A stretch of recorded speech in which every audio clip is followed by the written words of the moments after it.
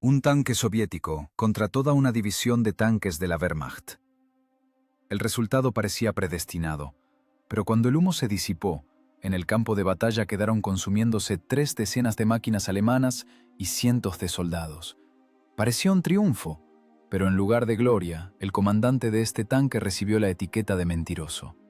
Los oficiales del Estado Mayor simplemente se negaron a creer lo que veían sus ojos. Las cifras de las pérdidas enemigas eran tan monstruosas que las consideraron ciencia ficción y temieron enviarlas a Moscú. ¿Cómo pudo una sola tripulación detener a un ejército? ¿Qué ocurría realmente dentro del tanque que recibió el golpe destinado a todo un frente? ¿Y por qué el nombre del hombre que, en esencia, salvó él solo a Leningrado, fue borrado de la memoria popular durante largas décadas? La verdad, que salió a la luz medio siglo después, es impactante. Una división de tanques de la Wehrmacht, 11.000 hombres, cientos de camiones, motocicletas y tractores, y un puño de acero compuesto por decenas de tanques. Toda esta armada, triturando polvo y huesos, avanzaba hacia Leningrado. Contra ellos, en este sector concreto del mapa, había exactamente 5 máquinas soviéticas. Esto no es aritmética de guerra. Es una sentencia firmada con lápiz rojo en un mapa del Estado Mayor. Aquí no había lugar para la esperanza. Aquí solo funcionaba la cruda estadística de los calibres y el grosor de las placas de blindaje. Si están acostumbrados a pensar en la guerra como hermosas banderas y desfiles, olvídenlo. El 18 de agosto de 1941, cerca de Leningrado, la guerra no olía a laureles, sino a aceite de máquina sobrecalentado, a tabaco barato y a ese sudor pegajoso y frío que brota en la espalda cuando comprendes que no habrá un mañana. La línea defensiva de Luga había sido rota. Sonaba seco, como el chasquido de una rama al romperse. Pero detrás de esas palabras había una catástrofe. Las cuñas alemanas penetraban en el cuerpo de la defensa soviética como un cuchillo caliente en mantequilla. El camino hacia Krasnogvardeysk, y por tanto hacia el propio Leningrado, estaba abierto. El tiempo no existía. Los minutos se estiraban en horas y las horas se quemaban en segundos. En este bucle temporal, en el sofocante refugio del Estado Mayor, se encontraron 2 hombres que entendían perfectamente el precio de la mentira y el precio de la verdad. El comandante de la división, general mayor Baranov, y el comandante de la tercera compañía de tanques, teniente primero Zinovy Kolovanov. Entre ellos, sobre la mesa, había un mapa. Papel desgastado por los dedos, rayado con flechas. Las flechas azules, los alemanes, eran gruesas, seguras, insolentes. Las marcas rojas de la defensa parecían rajuños patéticos. Baranov no levantaba la vista. A él, un oficial de combate, le dolía físicamente dar tal orden. Entendía que enviaba a sus hombres no al combate, sino al matadero. Pero a sus espaldas estaba la ciudad donde vivían millones, y esa ciudad aún no sabía que su destino se decidía en ese momento, en una conversación entre 2 hombres cansados en medio del bosque. Bloquear 3 carreteras. La voz del general era sorda, carente de entonación, como si leyera el inventario de bienes quemados. Las carreteras que llevan a Krasnogvardeysk desde Luga, Bolusovo y Kingisepp. Kolovanov guardaba silencio. Era un profesional. Había pasado por la campaña finlandesa, había ardido en un tanque, sabía cómo se derrite la piel y cómo grita un hombre cuando la munición detona dentro de una caja blindada. Miraba el mapa no como un dibujo, sino como un ingeniero mira el plano de un puente en peligro. Veía el relieve, los pantanos, el bosque, los cuellos de botella de las carreteras. En su cabeza ya sonaba la calculadora de la muerte. 5 tanques pesados, Klim Voroshilov, 1. 47 toneladas de furia cada uno. 75 milímetros de blindaje frontal. 76 milímetros. El calibre del cañón F-32. Contra ellos, los Panzer alemanes, ligeros y medianos, maniobrables, con excelente óptica y radio, pero con piel fina. Era el duelo entre un mazo y una manada de lobos. El mazo es pesado, torpe, pero si acierta, no deja hueso sano. Resistir a muerte, añadió Baranov. Estas 2 palabras en el cine se pronuncian con dramatismo, con música inquietante de fondo. Aquí sonaron como el chasquido de un cerrojo, sin patetismo. Resistir a muerte, en el lenguaje de los profesionales militares del 41, significaba una tarea técnica simple. Cambiar sus vidas por tiempo. 1 hora, 2, un día, lo que se pudiera. Cada tanque alemán destruido eran minutos ganados para la evacuación de las fábricas, para la construcción de nuevas barricadas en las afueras de Leningrado. Las tripulaciones debían convertirse en un tapón, en un obstáculo en la garganta de la ofensiva alemana. Y ese tapón debía clavarse tan profundo que el enemigo se ahogara en su propia sangre. «Entendido, camarada general», respondió Kolobánov. Su rostro permaneció como una máscara, ni un solo músculo se movió. Las emociones son una carga innecesaria. En el tanque hay poco espacio, no hay lugar para el miedo o las dudas. Allí solo hay lugar para los reflejos, los conocimientos y la coordinación de 5 personas encerradas en una caja de acero a 40 grados de temperatura. Salió del refugio al sofocante agosto.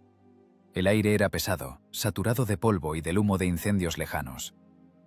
En algún lugar tras el horizonte retumbaba la artillería, monótona, como un martillo gigante clavando pilotes. Kolobánov se acercó a sus máquinas. 5 moles. 5 fortalezas sobre orugas. El KV-1 era un monstruo de esa época. Torpe, propenso a averías, con una transmisión dura que el conductor mecánico solo podía cambiar a golpe de mazo, pero era invulnerable para la mayoría de los cañones alemanes.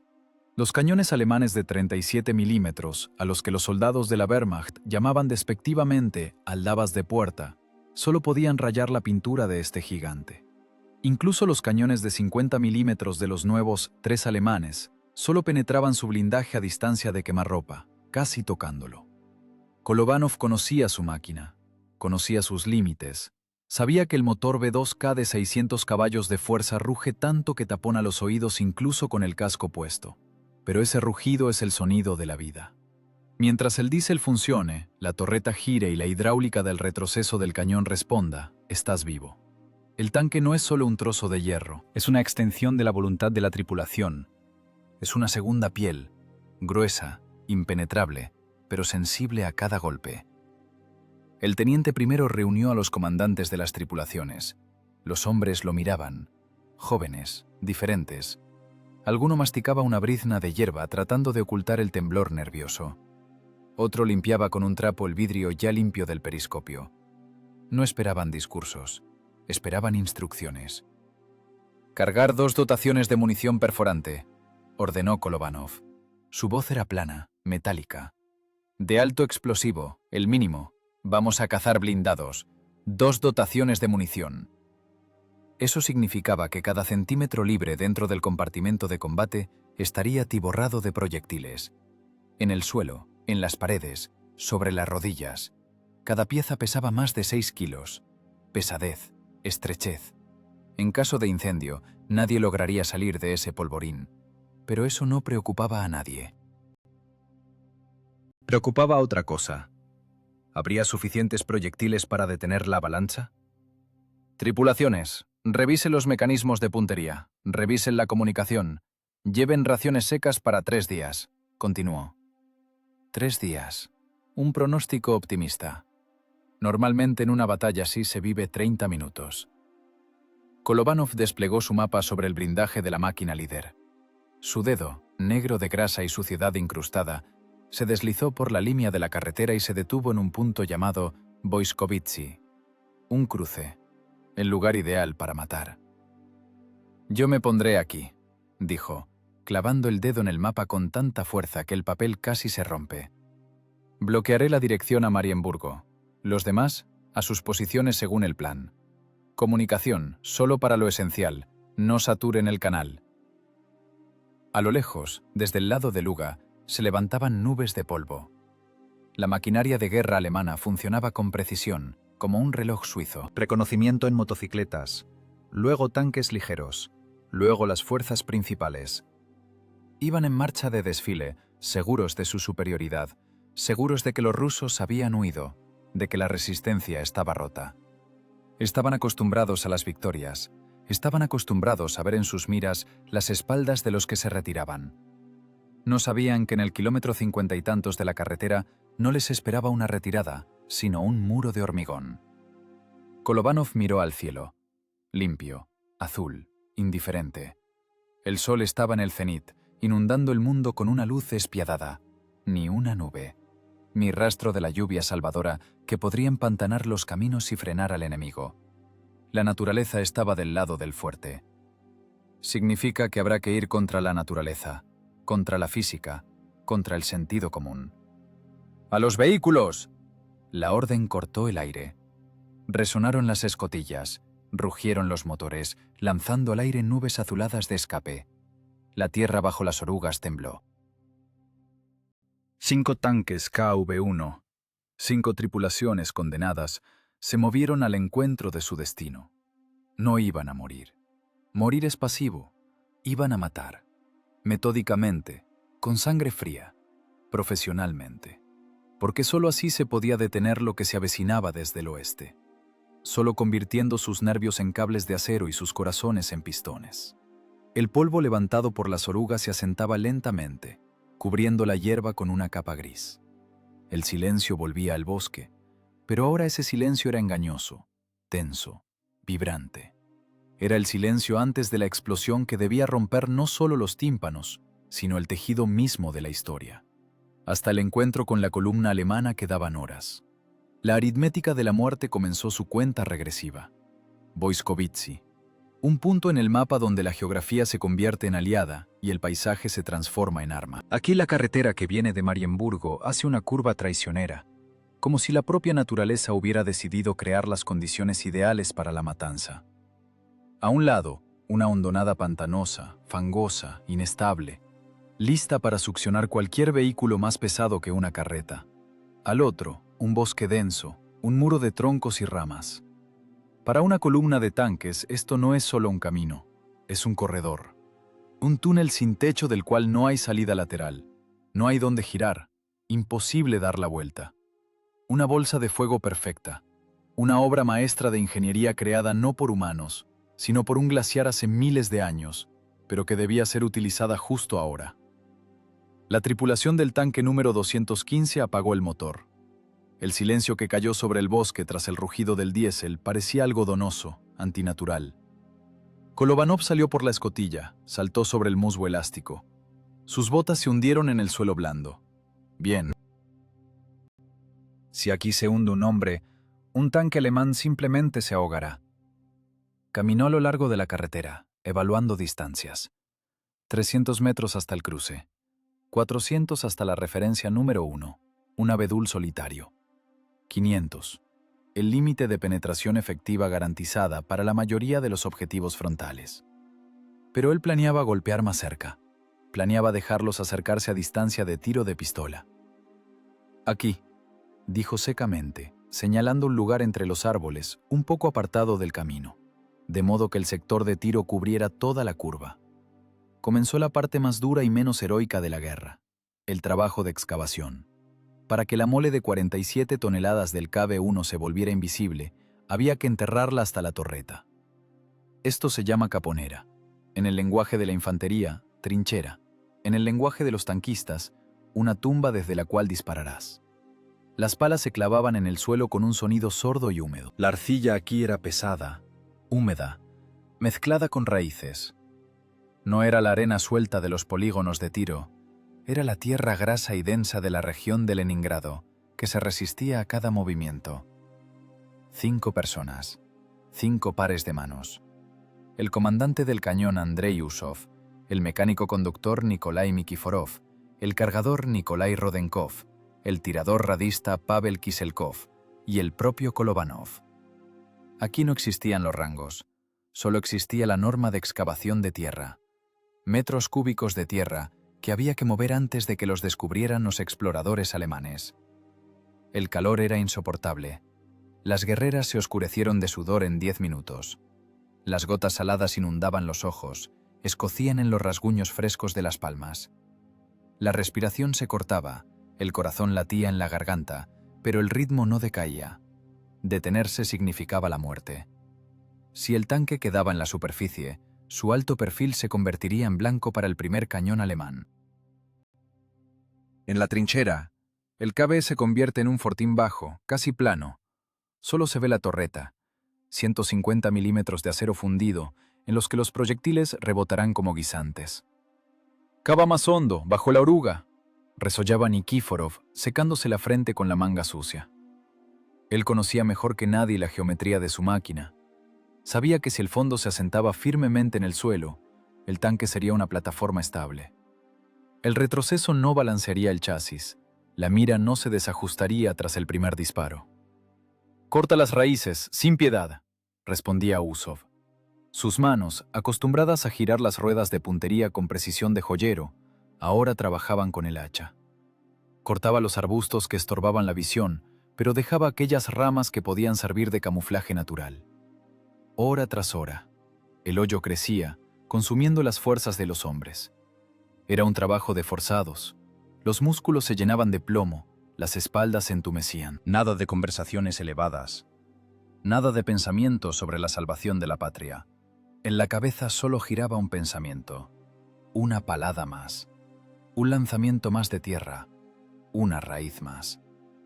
La guerra aquí se reducía a la física más simple. Cuanto más profundo te entierres, más tiempo vivirás. Es la ley de conservación de la energía y la masa, traducida al lenguaje de la supervivencia.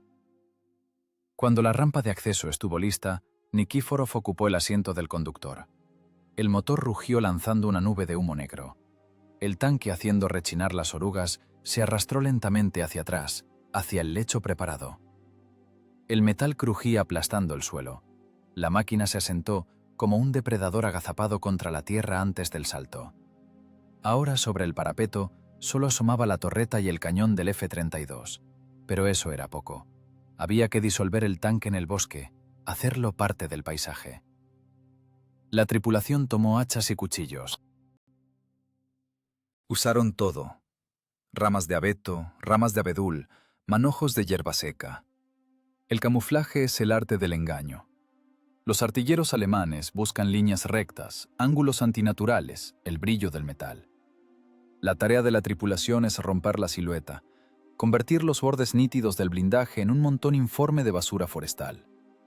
«Envuelvan el cañón», ordenaba Kolovanov. «Que no brilla el sol, y ennegrezcan la boca del cañón con hollín». Rodenkov, el más joven y fuerte, cargaba brazadas de ramas. Convertía la temible máquina de guerra en una especie de enorme pajar. Lanzaban redes sobre la torreta, clavaban ramas en los soportes especiales. Tras una hora de trabajo, incluso a 50 pasos, era difícil entender que bajo ese montón de leña muerta se ocultaban 47 toneladas de muerte. Dentro del tanque también se trabajaba. Rodenkov acomodaba los proyectiles. La dotación estándar es de 114 disparos, pero la orden fue llevar el doble. Los proyectiles estaban por todas partes. En el suelo del compartimento de combate, bajo los pies del artillero, en los nichos, atados con correas a los soportes, pesados cuerpos aceitosos de las piezas perforantes. Cada proyectil son 6,5 kilos de acero y explosivo. Rodenkov conocía cada uno al tacto. Sabía cómo agarrar correctamente la vaina para no pillarse los dedos al cargar, cómo girar el proyectil en la estrecha torreta para introducirlo en la recámara con un solo movimiento fluido. Ahora construía su propia logística de combate. Los proyectiles de primera necesidad a mano, los perforantes lo más cerca posible, los de alto explosivo más lejos, de postre, para la infantería y los camiones. Apretados como en un ataúd, rezongó Kiselkov, escurriéndose hacia su puesto de tirador radista. «En el ataúd se está más tranquilo», replicó Usov, revisando la óptica. «Allí no disparan». Usov se pegó a la mira. El visor estaba limpio. La retícula se aferró firmemente a la carretera. Giraba lentamente las ruedas, comprobando la suavidad del movimiento de la torreta. Derecha, izquierda, sector despejado. Ni una rama bloqueaba la visión. Mentalmente trazó las líneas de fuego. He aquí la referencia número 1. 2 abedules en la curva. Distancia 400 metros. Aquí golpearemos al líder. Referencia número 2. Un arbusto de avellano. 300 metros. Aquí remataremos a los que intenten salir al arcén. Usov no solo miraba. Memorizaba la imagen del mundo, superponiendo en ella la cuadrícula de la mira. En combate no habrá tiempo para pensar. Los ojos deben recordar las distancias, las manos, el número de vueltas de la rueda. Dentro del tanque, ya en ese momento, antes del inicio de la batalla, la temperatura se acercaba a los 30 grados. El metal se calentaba al sol. La ventilación zumbaba, pero movía el mismo aire caliente, impregnado de olor a diésel y grasa. Y cuando empezara el tiroteo, cuando el cañón expulsara al compartimento de combate las vainas humeantes de pólvora, aquello se convertiría en una sucursal del infierno. El monóxido de carbono es el asesino silencioso de los tanquistas. Provoca dolor de cabeza, oscurece la vista, los movimientos se vuelven torpes. Pero intentaban no pensar en eso. Kolovanov salió de nuevo a la carretera. Recorrió el camino que tendrían que recorrer los alemanes. Miró su posición con los ojos del enemigo. Bosque y más bosque. Nada sospechoso. Típico paisaje ruso. Un montículo cubierto de abetos. Nadie sospecharía que ese montículo pudiera responder con fuego. Nikiforov, llamó al mecánico, que trasteaba con la transmisión a través de la escotilla de acceso. ¿Cómo está el motor? Come aceite, camarada teniente primero, pero tira. Si hace falta arrancar de golpe, responderá. No arrancaremos de golpe, nos quedaremos quietos. Revisa los embragues. Que el giro sobre el propio eje sea suave como la seda. Tendremos que movernos mucho. El día declinaba hacia la tarde. El sol, rojo y enorme, se arrastraba hacia el horizonte, tiñendo las copas de los pinos de color óxido. Los mosquitos zumbaban en el oído con un sonido fino y molesto. Ese zumbido irritaba más que la espera del combate. Los hombres estaban sentados sobre el blindaje, fumando cigarrillos armados a mano. El humo del tabaco barato se mezclaba con el olor a pino. Las conversaciones eran cortas, tajantes, sobre cosas simples. Sobre que la carne enlatada de la ración traía otra vez mucha grasa. Sobre que en casa, probablemente, ahora llovía. Sobre que la bota apretaba. Ni una palabra sobre la muerte. Era un tabú. Superstición de profesionales. Si hablas de la muerte, la llamas.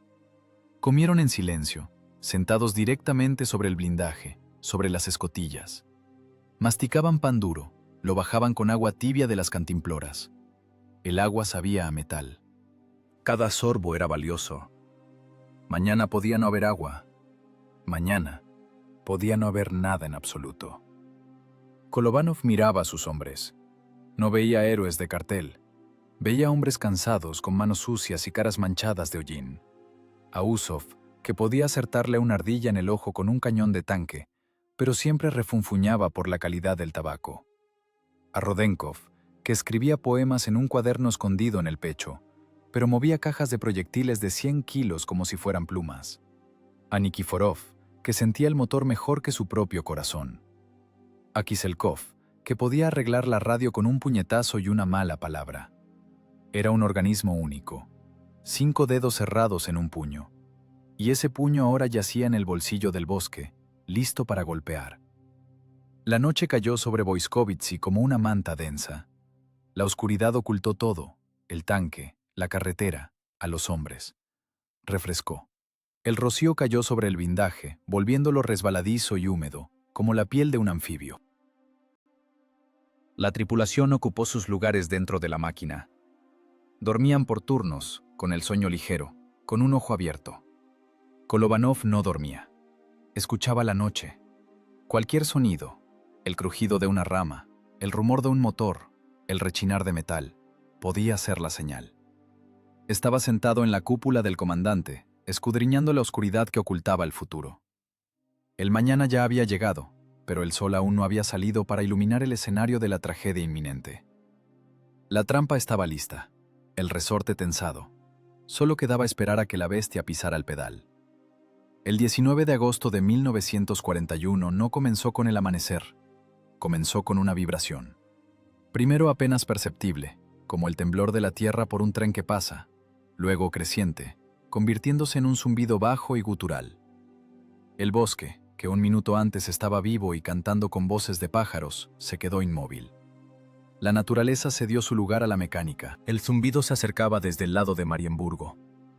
Era el sonido de cientos de pistones triturando combustible, el rechinar de miles de orugas mordiendo la grava del camino, el sonido de una catástrofe inminente. Dentro del tanque KV-1, enterrado hasta la torreta, El tiempo se comprimió en un resorte tenso. La tripulación estaba en sus puestos, convertida en puro oído. El motor callaba para no delatar la posición antes de tiempo. En el silencio del compartimento de combate se oía el tic-tac del reloj en la muñeca del comandante y la respiración pesada, con silbidos, del cargador Rodenkov. El aire dentro estaba viciado, pesado, pero nadie abría las escotillas. El blindaje estaba sellado. Estaban en una cápsula, separados del mundo por 75 milímetros de acero. Kolovanov se pegó al periscopio del comandante. La imagen en la óptica temblaba por la bruma del sol naciente. Primero aparecieron los motociclistas. Reconocimiento. Pasaron de largo, levantando nubes de polvo, seguros de su seguridad. Figuras grises con cascos, ametralladoras en los sidecares. Miraban solo hacia adelante, hacia Leningrado. No miraban a los lados, a las colinas cubiertas de arbustos. Kolovanov no dio la orden. Derribar al reconocimiento significaba espantar a la presa mayor. Que pasen. Su muerte los encontrará más tarde. Luego, tras la curva, apareció ella. La cabeza de la columna. Los tanques iban en formación cerrada, lado a lado, distancias mínimas. Los alemanes no esperaban combate. Las escotillas en muchas máquinas estaban abiertas, los comandantes asomaban por las torretas, exponiendo sus caras al viento. No era una columna de combate, era un desfile de vencedores que había comenzado demasiado pronto. Kolovanov empezó a contar. 1, 2, 3. Tanques ligeros checos, 3 medianos, cruces en los costados, orugas pulidas hasta el brillo por la larga marcha a través de Europa y Rusia. 43 máquinas. 43 cajas de acero, llenas de hombres seguros de sí mismos, municiones y gasolina. La mano del comandante apretó el micrófono del laringófono. Los dedos se pusieron blancos. «Usov, ¿ves al líder?» La voz de Kolovanov era baja, casi un susurro, como si los alemanes pudieran oírlo a través del blindaje y el ruido de sus propios motores. «Lo veo», respondió el artillero. La cruz de la mira se posó lenta y suavemente en el centro del blindaje frontal del primer tanque alemán. La distancia se reducía. 300 metros, 250, 200. «Esperar», ordenó Kolovanov. Era una tortura, ver al enemigo en la mira y no apretar el gatillo. Los alemanes entraban en el sector de tiro, llenando todo el espacio de la carretera. Estaban tan cerca que en la óptica se podían distinguir las caras de los tanquistas, la expresión de aburrimiento y superioridad. Kolovanov esperaba que toda la columna entrara en el estrecho cuello entre el pantano y el bosque. A que la cola de la serpiente estuviera en el mismo lugar que la cabeza, en la zona de impacto. 150 metros, distancia de golpe de daga. Imposible fallar. El proyectil perforante VR-350A, a esa distancia, atraviesa el blindaje alemán como cartón, sin notar los ángulos de inclinación. Al de cabeza, exhaló Kolovanov. ¡Fuego! El tanque se estremeció. No fue el sonido de un disparo, fue el golpe de un martillo sobre un yunque dentro del cual había gente. 76 milímetros de acero y explosivos salieron del cañón a una velocidad de más de 600 metros por segundo. Un instante, y el tanque alemán de cabeza tropezó. Un chorro de chispas, humo negro, y la máquina se detuvo, bloqueando el camino. La torreta se sacudió impotente y se quedó quieta. ¡Tocado!, gritó Usov, sin apartarse de la mira. ¡Cambio de blanco! ¡Al descierre! La orden de Kolovanov superó el zumbido en los oídos. La torreta del KB, que pesaba toneladas, giró con sorprendente ligereza. El motor eléctrico zumbaba, alcanzando el pensamiento del comandante. ¡Fuego! Segundo disparo. El proyectil trazó una trayectoria invisible sobre la columna y se incrustó en la parte trasera del último tanque. La explosión de los tanques de combustible convirtió la máquina alemana en una antorcha. El fuego y el humo cortaron instantáneamente la vía de escape. La trampa se cerró. En la carretera comenzó el infierno. Los tanquistas alemanes, encerrados en el estrecho corredor, no entendían qué pasaba.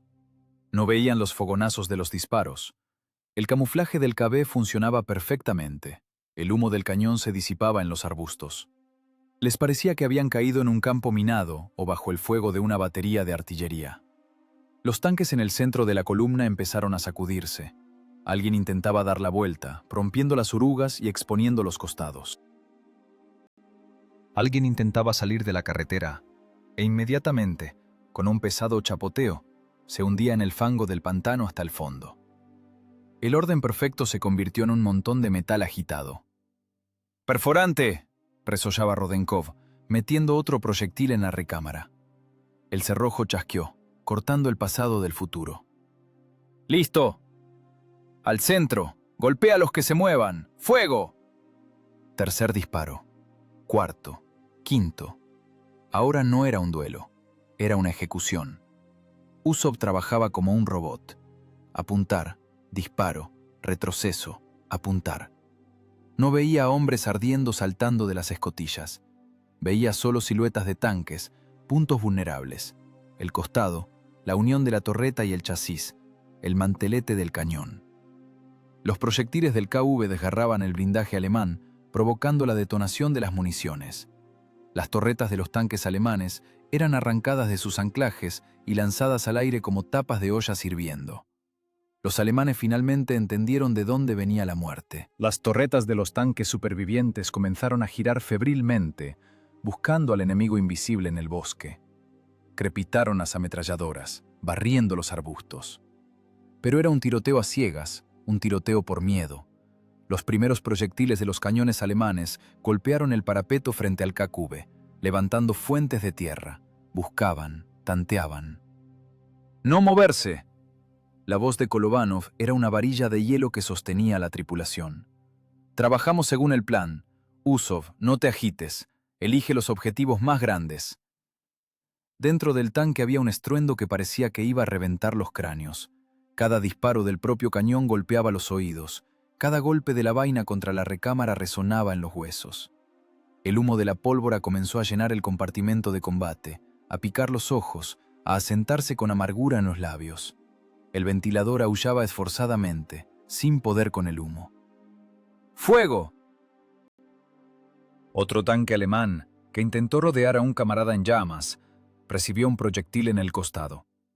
La explosión rompió la oruga. La máquina giró cruzada en la carretera, bloqueando definitivamente el movimiento. Ahora era un vertedero. Hierro ardiendo, humo negro y grasiento cubriendo el sol, y gritos que no se oían tras el rugido de los motores y el cañoneo. El tanque KV se estremecía, escupiendo fuego. Las vainas caían al suelo con un tintineo sordo, rodando bajo los pies. Rodenkov ya se había quitado la guerrera. Su torso brillaba de sudor y aceite. Agarraba las vainas calientes con las manos desnudas, las lanzaba a un rincón liberando espacio, e inmediatamente buscaba un nuevo proyectil. 6 kilos, otros 6, otros 6.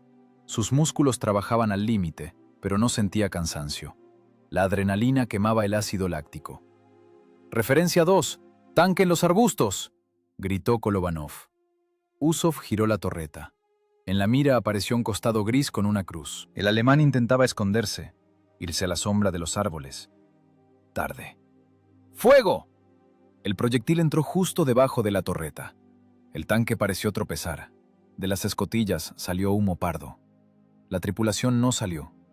El pánico inicial de los alemanes pasó. Eran profesionales que habían recorrido media Europa. Detectaron el fogonazo. Decenas de cañones, 37 milímetros, 50 milímetros, giraron hacia la colina solitaria. El aire alrededor del KV hirvió. Los proyectiles empezaron a tamborilear sobre el blindaje. ¡Cling! ¡Cling! ¡Bam! Los golpes eran terribles, ensordecedores. Dentro del tanque parecía que estaba sentado dentro de una enorme campana golpeada por un mazo. ¡Aguantar!, gritó Kolovanov cuando otro proyectil rebotó hacia el cielo, dejando un surco profundo en el blindaje. ¡No nos tomarán! ¡Son guisantes! ¡Usov, dispara! Los proyectiles alemanes no podían perforar el blindaje frontal del Klim Voroshilov. Dejaban abolladuras, descascaraban la pintura, arrancaban el equipo externo, pero no penetraban. 75 milímetros de acero soviético, templado en las fábricas de los Urales, aguantaban el golpe. Era la física de la superioridad.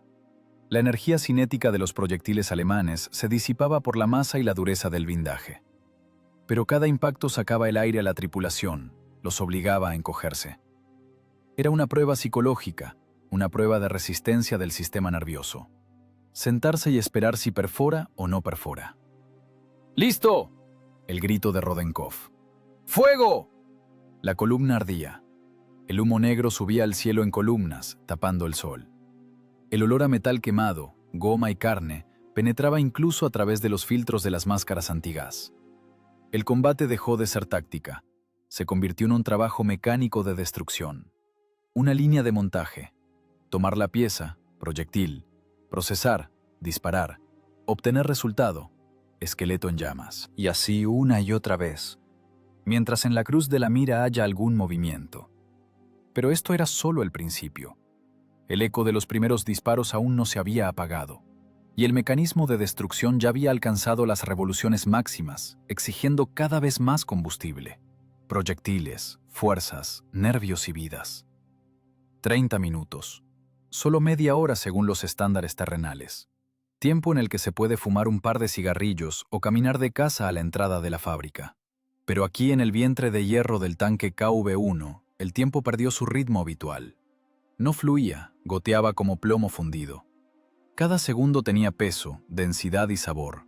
Sabor a humo de pólvora mezclado con polvo metálico. En esa media hora la tripulación dejó de ser una reunión de personalidades.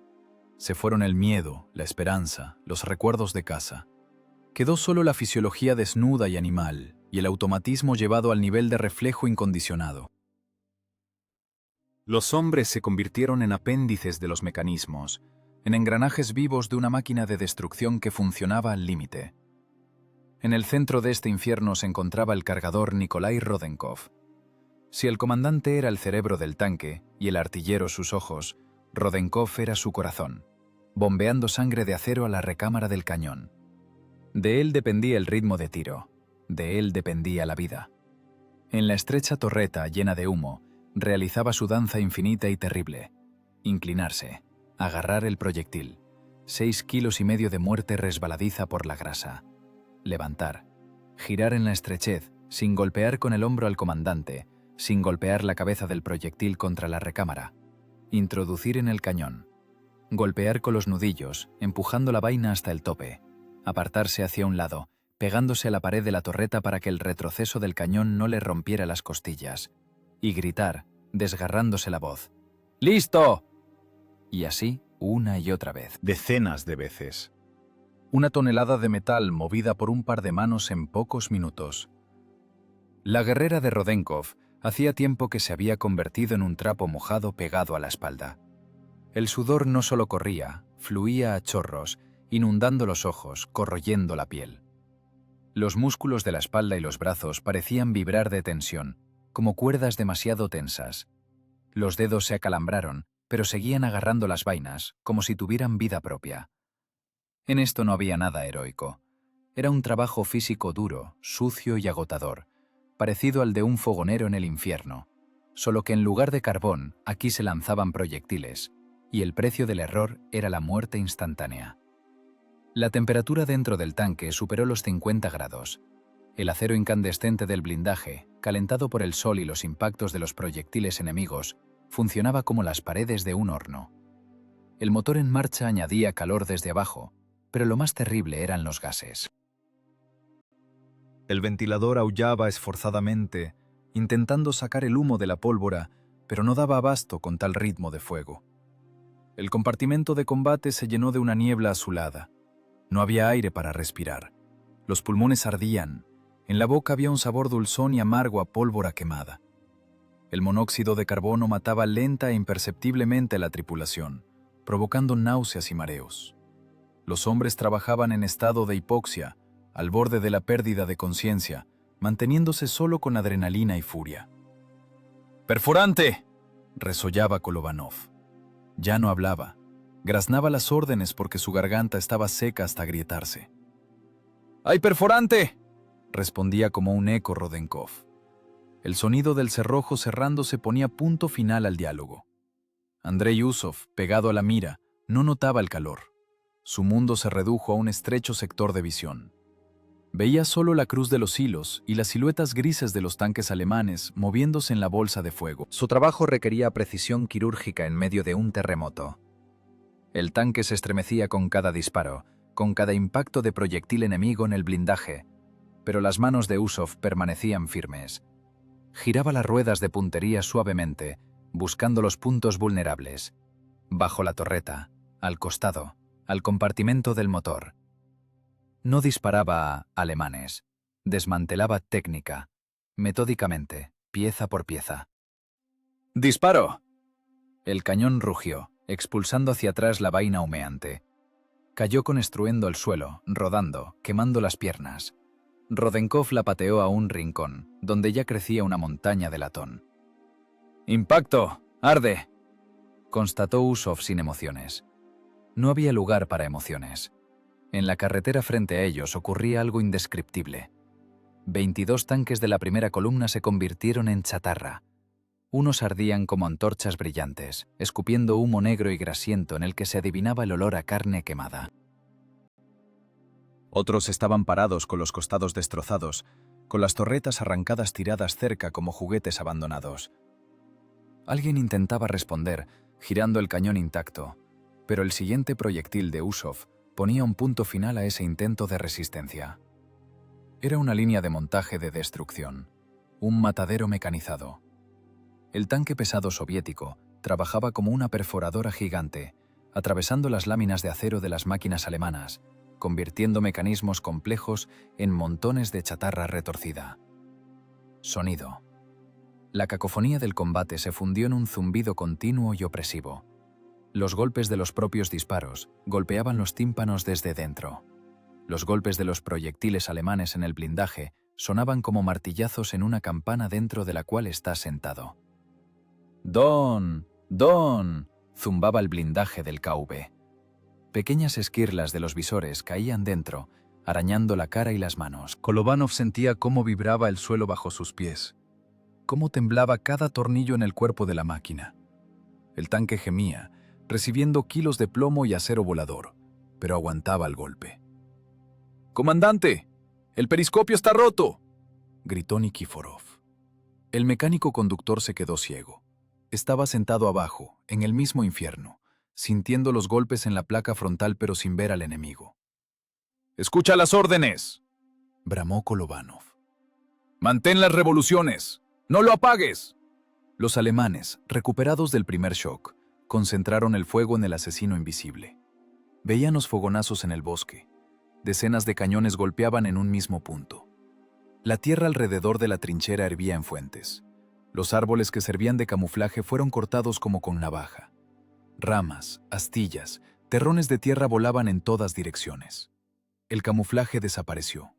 Ahora el KV estaba expuesto, un bloque negro en medio de la tierra arada. Pero eso ya no importaba.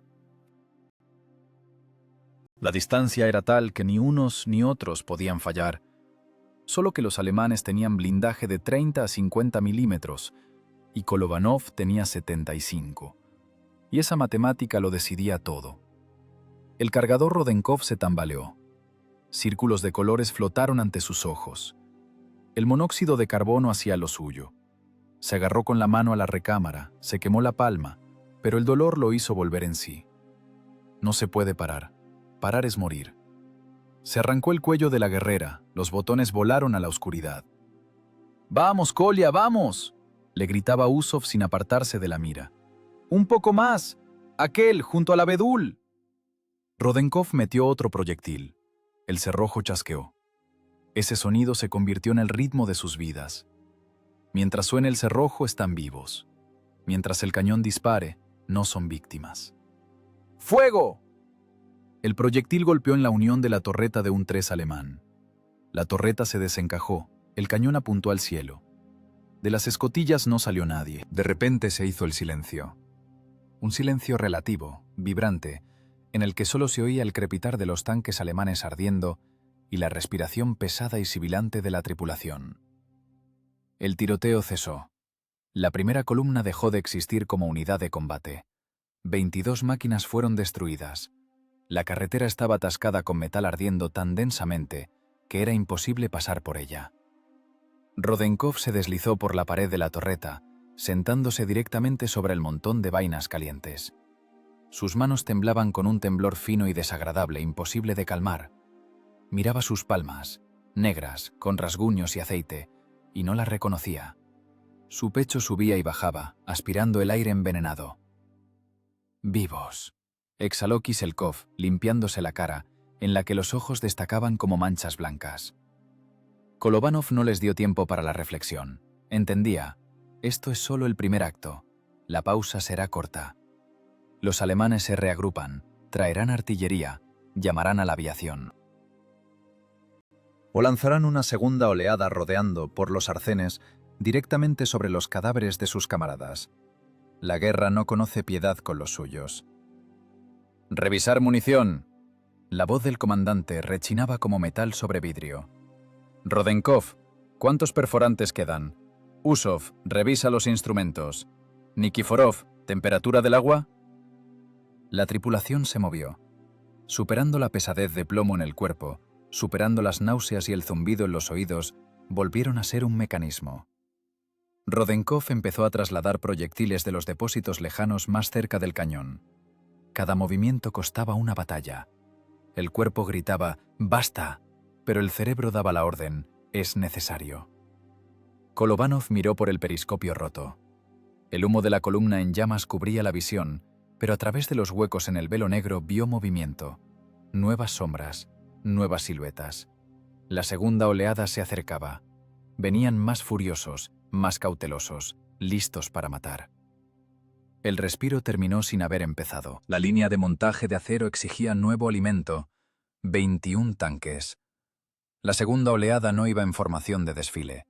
Los alemanes aprendían rápido. El precio de la lección era alto. 2 decenas de esqueletos ardientes de sus compañeros delante. Ahora se movían de otra manera, a saltos, de cobertura en cobertura. Buscaban la muerte agazapada en el bosque y estaban decididos a encontrarla. Si la primera columna murió por sorpresa, la segunda iba a matar conscientemente. Sabían que en algún lugar allí, entre abedules y abetos, estaba la bestia rusa, y esa bestia tenía la piel dura. Kolovanov vio su maniobra. Intentaban rodear el atasco en la carretera, deslizándose hacia los arcenes, tratando de encontrar suelo firme en la hondonada pantanosa. Era un riesgo, pero no tenían opción. Quedarse quieto significaba ser un blanco. Avanzar recto, a través del vertedero de metal en llamas, era imposible. Solo quedaba rodear. Pero la tierra de Boiskovitzy no perdonaba errores. Las pesadas máquinas alemanas patinaban, arrancando el césped, hundiéndose en el barro graso. Los motores rugían al límite, lanzando nubes azuladas de escape. Y entonces lo vieron. O, más bien, lo calcularon. El humo de los disparos del cañón del KV, a pesar del viento, desenmascaró la posición. El fogonazo del cañón sobre el fondo del bosque oscuro fue como un faro. «Veo el objetivo. ¡A las 2!», sonó en los auriculares alemanes. 20 cañones giraron hacia un punto, y comenzó el vendaval. Si hasta ese momento la tripulación de Kolovanov se sentía cazadores en emboscada, ahora se convirtieron en presa acorralada en su madriguera. El aire alrededor del tanque se convirtió en un infierno silbante y aullador. Los proyectiles golpeaban el parapeto, llenando las ranuras de visión de tierra. La metralla cortaba las ramas, derribaba el camuflaje, arañaba el blindaje. Pero eso eran solo flores. Luego empezaron los impactos directos. El golpe de un proyectil en la torreta del KV-1 no se parece a nada. No es un tintineo. Es el golpe de un mazo gigante que parece separar la carne de los huesos. El tanque de 47 toneladas se estremecía con todo su cuerpo. Las soldaduras crujían, pero aguantaban. Dentro de la torreta caía cascarilla. Polvo de acero fino quedó suspendido en el aire, entrando en la nariz y la garganta. «¡Mantener el sector!», gritó Kolovanov, presionando el laringófono contra su garganta. No oía su propia voz. En los oídos había un zumbido continuo. Andrei Usov se pegó a la mira. Intentaba apuntar a un 3 que se arrastraba insolentemente hacia ellos por el borde del pantano. La distancia se reducía.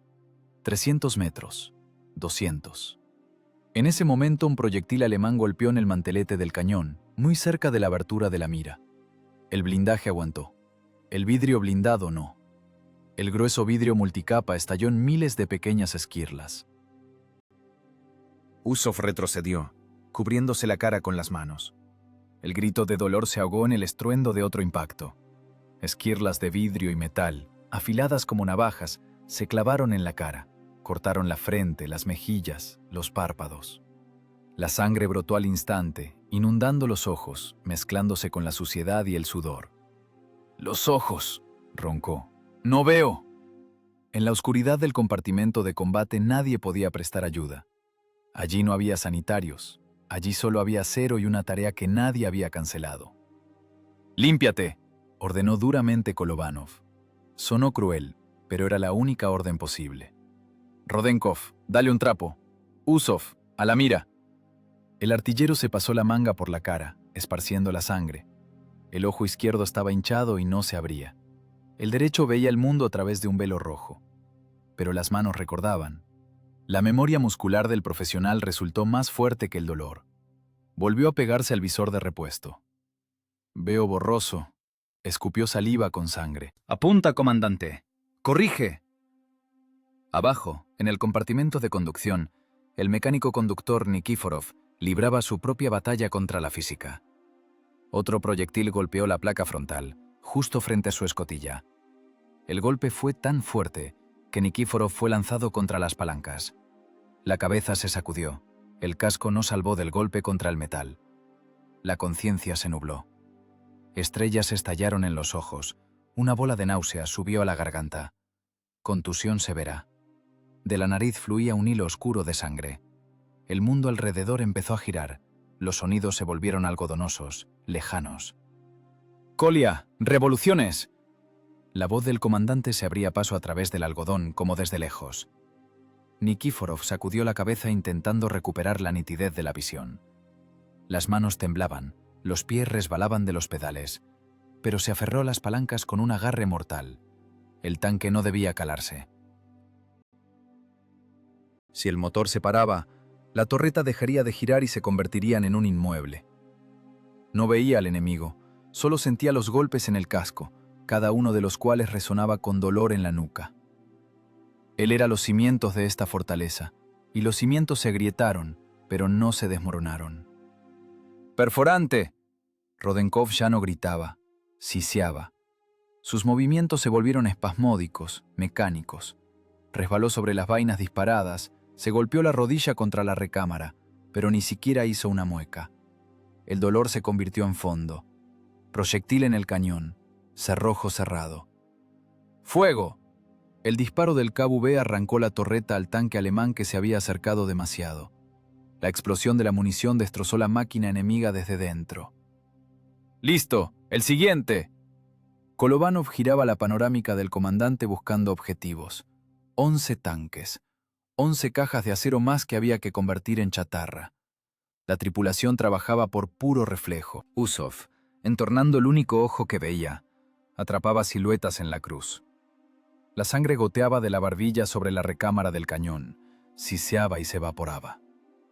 Rodenkov, asfixiándose por el humo, pasaba proyectiles a un ritmo que parecía imposible para un humano. Kiselkov, el tirador radista, metió un disco nuevo en la ametralladora y regaba con plomo a la infantería alemana que intentaba acercarse al tanque con granadas bajo la cobertura del blindaje. Dentro del tanque olía a sangre. Sangre fresca, metálica, mezclada con olor a aislamiento quemado y pólvora. Era el olor de la guerra, concentrado en el volumen de unos pocos metros cúbicos. «¡Puntería desviada!», gritó Usov.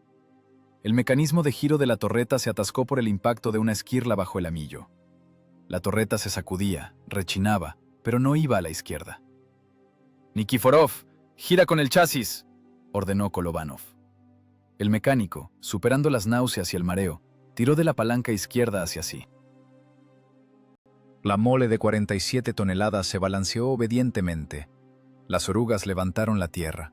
El cañón se desplazó unos grados, atrapando en la mira el costado de otro Panzer. ¡Fuego! Impacto. Humo negro. No pensaban en que eran héroes, pensaban en que querían beber. En que las manos resbalaban por el sudor y la sangre, en que el zumbido en los oídos volvía loco, en que los proyectiles se acababan. La segunda oleada se ahogó. Los alemanes, tras perder otras 11 máquinas, entendieron que el asalto frontal era un suicidio. Empezaron a retroceder, respondiendo con fuego, escondiéndose tras cortinas de humo. El KV estaba en su trinchera, picado de marcas como viruela. La pintura se había quemado. El blindaje estaba cubierto de una capa de hollín y polvo. No quedaba un lugar sano. Todo eran abolladuras, astillas, surcos de rebotes. Pero el blindaje no fue perforado. Ni una vez. El acero soviético pasó el examen. Dentro se hizo el silencio, pesado, pegajoso. Solo se oía gotear aceite en algún lugar de la transmisión y la respiración pesada de la tripulación. Usov se separó de la mira, presionando contra su cara un trapo sucio. Ya estaba todo empapado de rojo. ¿Estás entero?, preguntó Kolovanov. Los ojos enteros, parece, respondió sordamente el artillero. La piel a tiras. Sanará. Nikíforov estaba sentado, dejando caer la cabeza sobre los brazos cruzados en el volante. Sus hombros se sacudían, luchaba contra el vómito. ¿Kolia? Normal, comandante. Solo zumba, como en la iglesia. Rodenkov estaba sentado en el suelo, entre un montón de vainas. No podía levantarse, las piernas no lo sostenían. Simplemente miraba a un punto fijo, al techo ahumado de la torreta, e intentaba respirar ese aire ardiente y venenoso que era el único disponible. El combate continuaba, pero su punto álgido había pasado. 33 tanques destruidos, una cifra que no cabía en la cabeza. Una cifra tras la cual no había suerte, sino trabajo forzado y dolor. El blindaje aguantó, los hombres aguantaron, pero los hombres no son acero. En el blindaje quedan abolladuras y en los hombres cicatrices, y las de fuera eran las más inofensivas. Las cicatrices principales estaban dentro, donde se quemaron el miedo y la alegría, dejando solo vacío y un cansancio que pesaba 1000 toneladas. «Agua», roncó alguien en la oscuridad. Kolovanov sacó la cantimplora. El agua estaba caliente, casi hirviendo. Dio un trago, se la pasó a Usov. La cantimplora pasó de mano en mano. Un trago de vida en medio del valle de la muerte. Estaban vivos, heridos, sordos, contusos, pero vivos. Y su tanque, su fortaleza, aún estaba listo para responder con fuego. El silencio que descendió sobre Boiskovitzy era más pesado que el estruendo del combate. No era el silencio pacífico del bosque, sino el silencio muerto y vibrante de un cementerio. El zumbido en los oídos no pasaba. Se convirtió en un fondo sobre el que se superponían los raros sonidos del metal enfriándose. El tanque, que hacía un minuto era un organismo vivo sacudido por disparos y el rugido del motor, se detuvo. El diésel se apagó. Los ventiladores pararon. Solo se oía crepitar el blindaje incandescente, enfriándose el aire de la tarde, como una enorme sartén de hierro fundido retirada del fuego. Las escotillas se abrieron con un chirrido pesado. Primero apareció la cabeza del comandante. Zinovy Kolovanov aspiró el aire. Olía a quemado, a goma ardiente y al olor dulzón de la descomposición. Pero comparado con la atmósfera venenosa dentro del compartimento de combate, era oxígeno puro. Salió al blindaje. Las piernas no le obedecían. Los músculos, bloqueados por horas de tensión, se entumecieron. Saltó al suelo, se tambaleó y se apoyó en la oruga. Los eslabones estaban calientes, casi quemaban. Tras él empezaron a salir los demás. Andrei Usov, agarrándose al borde de la escotilla, bajó de la torreta a tientas. Su cara era una máscara sangrienta, cubierta de una costra de suciedad. El ojo izquierdo no se abría en absoluto, el derecho lagrimeaba por la luz, aunque el sol ya casi se había puesto. Nikolai Rodenkov simplemente se dejó caer por la escotilla del cargador y se tumbó sobre el blindaje, con los brazos abiertos, mirando al cielo con mirada perdida. Su pecho se agitaba violentamente, absorbiendo con avidez el frescor. El mecánico conductor Nikolai Nikíforov y el radista Pavel Kiselkov salieron por las escotillas delanteras, tambaleándose como borrachos. No se tambaleaban por alcohol, sino por una contusión severa y envenenamiento por gases de pólvora. Kolovanov se separó del tanque y miró a la carretera. El cuadro que se abrió ante él era apocalíptico. No era solo una derrota, era una destrucción total. La carretera a Marienburgo dejó de existir. En su lugar se extendía una larga estela de metal retorcido, fuego y humo. Los tanques alemanes estaban en las posturas más antinaturales. Alguno clavó el morro en la zanja, levantando la cola al cielo. Otro yacía de lado, mostrando el chasis y las ruedas rotas.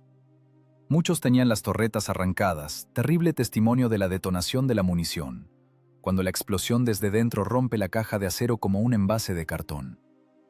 Kolovanov sacó su portafolios, las manos temblaban, el lápiz bailaba sobre el papel. Pero los números en su cabeza eran claros, grabados a fuego. Empezó a contar. 1, 2, 3. El ojo del profesional registraba cada unidad destruida. 22 tanques en la primera columna, otros 11 en la segunda oleada que intentó rodear la emboscada. Total, 33. 33 tanques enemigos destruidos por una sola tripulación en un solo combate. No cabía en la cabeza. Contradecía todos los reglamentos y todas las leyes de la probabilidad. Toda la tercera compañía de tanques bajo el mando de Kolovanov, que defendía este sector del frente, quemó ese día 53 máquinas alemanas. Pero 33 de ellas fueron a cuenta de la tripulación del tanque número 215. No fue solo un éxito. Fue la destrucción de un batallón de tanques de la Wehrmacht por fuerzas de un solo tanque pesado soviético. Pero el precio de esta victoria se hizo evidente solo cuando la tripulación pudo rodear su máquina. El KV-1 estaba en la trinchera, negro de hollín, parecido a una bestia que sobrevivió a un incendio forestal. Al principio parecía que el tanque estaba entero, pero cuando se acercaron, vieron la terrible verdad. El blindaje no era liso, parecía un paisaje lunar o un rayador gigante. Usov pasó la mano por el costado de la torreta. Sus dedos tropezaron con un agujero profundo e irregular. Los bordes fundidos del metal estaban afilados como navajas. «Mira, comandante», dijo roncamente, «por poco nos atraviesan». Junto a la primera marca había una segunda, una tercera, una décima. Todo el costado, toda la torreta, la placa frontal, estaban picados de huellas de impactos. Empezaron a contar, pero pronto perdieron la cuenta. 100, 110, 120. Al final contaron más de 156 impactos directos de proyectiles perforantes. 156 veces, la muerte llamó a sus puertas. 156 veces, los proyectiles alemanes golpearon el acero, intentando encontrar un punto débil, quemar, romper, matar a los que estaban dentro. 75 milímetros, dijo en voz baja Nikiforov, acariciando el blindaje frontal como se acaricia a un perro querido. 75 milímetros de vida. Era la física de la salvación. Los proyectiles alemanes de calibre 37 y 50 milímetros simplemente no poseían suficiente energía cinética para perforar ese espesor de acero templado. Dejaban cráteres profundos, arrancaban trozos de metal, pero no pasaban. Algunos proyectiles se atascaron en el blindaje, asomaban de él como espinas, fundidos en el cuerpo del tanque. Era un espectáculo macabro. El tanque recibió toneladas de energía cinética destinada a desgarrar carne humana, pero tal bombardeo no podía pasar sin dejar huella. La torreta realmente se atascó. Otro proyectil golpeó exactamente bajo el anillo, deformando el aro de rotación. Ahora el cañón miraba estrictamente hacia adelante. Era imposible girarlo ni con motor eléctrico ni a mano. Si los alemanes hubieran lanzado un tercer ataque por el flanco, el KV se habría convertido en un blanco indefenso. Los periscopios estaban hechos añicos. En lugar de vidrios bostezaban agujeros negros. Los instrumentos de visión, arrancados por la metralla. El cañón de la ametralladora estaba doblado en arco. Varias ruedas de rodaje estaban partidas, la goma de las bandas se quemó, exponiendo el metal desnudo. Las orugas se sostenían de milagro. Muchos pasadores de los eslabones habían saltado. El tanque estaba mutilado. Recibió el golpe que debía destruir a toda una división. Estaba golpeado, herido, cegado, pero no muerto. Cumplió su función. Siguió siendo un capullo impenetrable para 5 personas. Rodenkov levantó del suelo un fragmento de proyectil alemán. Un trozo de acero pesado, caliente y dentado. Lo miró, luego al blindaje del tanque, luego a sus manos. En su mirada no había triunfo. Había solo una incomprensión torpe y animal. ¿Cómo? ¿Cómo se puede sobrevivir en el epicentro de una explosión?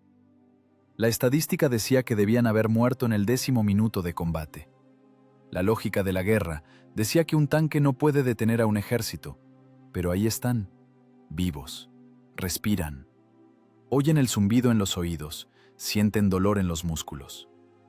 Bueno, muchachos, Kolobánov encendió un cigarrillo. El fósforo se rompió en los dedos temblorosos. El segundo se encendió. Dio una calada profunda hasta toser. Vivos. Esa palabra sonó extraña, no como constatación de un hecho, sino como pregunta. ¿Vivos? ¿Después de que te golpearan 150 veces con un martillo? El blindaje es una cosa seria, dijo Kiselkov, pateando un proyectil alemán atascado en el suelo. El blindaje somos nosotros, lo corrigió Kolobánov. No miraba al tanque, miraba a su tripulación, a esas caras demacradas, negras de hollín, a Usov con el ojo hinchado, a Rodenkov que apenas se tenía en pie de cansancio, a Nikiforov a quien le salía un fino hilo de sangre del oído.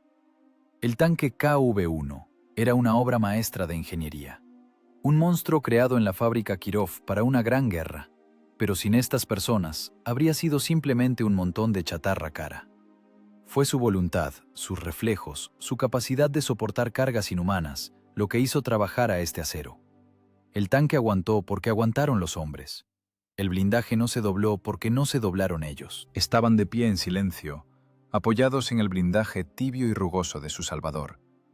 El golpe en el casco, un sonido sordo y denso, era para ellos ahora el sonido más hermoso del mundo. Era el sonido de la fiabilidad, el sonido del muro que separa la vida de la muerte. Sobrevivieron a la trituradora, hicieron lo imposible, detuvieron el tiempo y al ejército alemán. Pero en ese momento no se sentían héroes, se sentían trabajadores que acababan de terminar el turno más duro, sucio y terrible de su vida. Y ese turno terminó, pero la fábrica seguía ahí. La guerra seguía alrededor, humeante, destruida, pero viva y hambrienta. La adrenalina es la droga más fuerte que produce el organismo humano. Hace que el corazón bombee sangre a una velocidad loca, hace que la vista sea aguda como la de un águila y los músculos duros como el acero. Desconecta el dolor, el miedo y las dudas. Pero este crédito, tomado de la propia fisiología, tiene intereses terribles. Y el pago llega en el momento en que cesa el último disparo. Se llama bajón, colapso químico del organismo. Cuando la tripulación de Sinov y Kolobánov estaba junto a la máquina enfriándose, mirando el horizonte en llamas, no sentían la alegría de la victoria. Sentían cómo les habían succionado la vida. Era un estado de vacío absoluto y vibrante. Dentro se formó un agujero negro que absorbía todas las emociones, dejando solo un cansancio sordo y punzante. Las manos, que 10 minutos antes giraban ruedas con precisión de joyero y lanzaban pesados proyectiles, ahora temblaban con un temblor fino y humillante. Las piernas se doblaban, como si los huesos se hubieran convertido en cartílago. Kolobánov sacó un cigarrillo. El papel se pegó al labio, el tabaco se derramó. Raspó el fósforo 1, 2 veces.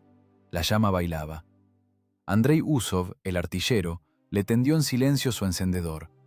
El clic de la rueda sonó antinaturalmente fuerte en ese silencio algodonoso. Fumaron. El humo, acre y amargo, penetró en los pulmones, atenuando un poco el olor que flotaba sobre el campo de batalla. El olor. Eso era lo más terrible. No era olor a pólvora o diésel, a los que los tanquistas estaban acostumbrados. El viento traía desde la columna destruida un tufo pesado, dulzón y nauseabundo. Olor a carne asada. Olor a materia orgánica quemada. Allí, en esas 33 cajas de acero y entre ellas, ardían personas. Enemigos, ocupantes, los que vinieron a esta tierra a matar. Pero eso no convertía el olor en aroma de rosas. Era el olor de la muerte, multiplicado por 200. 200 personas. Un batallón. Exactamente eso, según los cálculos más modestos, quedó yaciendo en ese trozo de carretera y en las zanjas. Tripulaciones de tanques, motociclistas, infantería que iba sobre el blindaje. Kolobánov miraba las columnas de humo que subían al cielo, y en su cabeza, Acostumbrada a esquemas tácticos, de repente surgió esa cifra. No como estadística en un informe, sino como una montaña de cadáveres. Él, teniente primero del Ejército Rojo, y sus 4 camaradas acababan de aniquilar, en 1 hora, la población de una pequeña aldea. Esto no es un triunfo. En el cine muestran cómo los héroes gritan ¡hurra!, se abrazan, lanzan los cascos al aire. Aquí, en la guerra real, matar es un trabajo pesado que deja manchas de aceite sucio en el alma, imposibles de lavar con alcohol o borrar con el tiempo. Usov, que con sus propias manos apretó el gatillo enviando la muerte 33 veces, estaba de pie con la cabeza gacha. No miraba hacia el enemigo, miraba sus botas, cubiertas de una capa de arcilla y hollín. ¿En qué pensaba? ¿En lo bien que entró el proyectil bajo la torreta del líder? ¿O en cómo intentaba salir de la escotilla de aquel 3 un tanquista en llamas, pero no llegó a tiempo? El artillero es una casta especial. Ve la muerte a la cara. A través de la óptica de la mira, el enemigo se vuelve cercano, casi íntimo. No ves solo un tanque, ves detalles. Una escotilla abierta, la mano de un comandante agitando una bandera, un giro de cabeza. Y luego pisas el pedal, y lo que estaba vivo y era complejo se convierte en una bola de fuego. Usov era un profesional. No sentía lástima por el enemigo. Los alemanes vinieron aquí por su cuenta, pero ver el resultado de su trabajo en tal cantidad es una prueba para la cordura. Su ojo, hinchado por el golpe, se movía espasmódicamente. Parpadeaba, intentando borrar la imagen impresa en la retina, pero la imagen seguía ante sus ojos. La línea de montaje de destrucción que él manejaba. «Son muchos», roncó Rodenkov. Estaba sentado en la oruga, con la cabeza colgando entre las rodillas. Vomitaba. El estómago, vacío y retorcido por el espasmo, se volvía del revés. Era una reacción al sobreesfuerzo y al monóxido de carbono, pero también a la conciencia de lo ocurrido. Él, Rodenkov, cargaba esa muerte en el cañón. Era el proveedor en esa trituradora. Muchos, respondió como un eco Kolovanov, pero nosotros somos más. Esa frase sonó extraña. ¿Nosotros quiénes? ¿5 hombres agotados? ¿O esa fuerza que estaba a sus espaldas? La psicología de la hazaña es algo complejo. En el momento del combate no eres un héroe. Eres una función. Eres parte del mecanismo. No hay miedo. Solo hay una tarea: sobrevivir y destruir. El miedo llega después. Llega como una ola fría cuando entiendes lo delgada que era la línea. 156 impactos. Si un solo artillero alemán hubiera apuntado un poco más arriba o un poco más abajo. Si un solo proyectil hubiera encontrado una grieta en el blindaje. Ahora serían parte de ese olor nauseabundo, parte de esa estadística ardiente. La conciencia de la propia mortalidad, que pasó a 1 milímetro de la 100, cayó sobre los hombros como una losa de plomo. Se sentían asesinos. No en el sentido criminal, no. En el bíblico, si se quiere. La guerra levanta la prohibición de matar, lo convierte en obligación, en valentía. Pero la naturaleza humana se resiste. La psique pone bloqueos para no volverse loca. Ahora esos bloqueos se derrumbaban. Miraban la obra de sus manos y sentían horror. No por lo que hicieron, sino por la magnitud de lo hecho. El hierro ardiendo se extendía hasta el horizonte. Era un cuadro del infierno pintado por sus manos. «Agua», volvió a pedir Nikíforov. No había agua. Las cantimploras estaban vacías. La boca estaba tan seca que la lengua parecía papel de lija. La sed era un tormento, pero curiosamente ataba a la realidad. Recordaba que seguían siendo objetos biológicos que necesitaban recursos y no fantasmas. Kolovanov se obligó a apartarse de la contemplación de la catástrofe. Debía seguir siendo el comandante, incluso ahora, cuando quería simplemente caer de cara al musgo y olvidar este día. «Revisar alrededor», ordenó. La voz era chirriante, ajena. «Revisar armas personales. Los alemanes pueden intentar venir con infantería». Era la orden correcta. Devolvía a la formación. Obligaba al cerebro a trabajar en el modo habitual amenaza-reacción. La tripulación se movió. Lentamente, como en un sueño, empezaron a sacar las pistolas TT, a revisar los cargadores. Kiselkov sacó los discos de la ametralladora. «Vacíos, comandante, gasté todo». «Entonces granadas, tenedlas a mano». Esperaron. El silencio presionaba los oídos. El sol se puso definitivamente y el resplandor de los incendios se convirtió en la única fuente de luz. Reflejos carmesíes bailaban en las caras de los tanquistas, haciéndolos parecer demonios. Las sombras de los árboles se alargaron, convirtiéndose en tentáculos negros. El bosque, que de día era aliado, ahora parecía hostil, lleno de amenazas ocultas.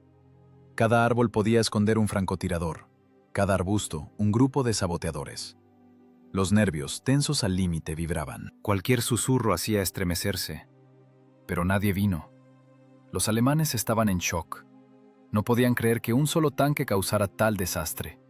Pensaban que habían topado con una zona fortificada, con una batería de cañones antitanque, con un campo minado.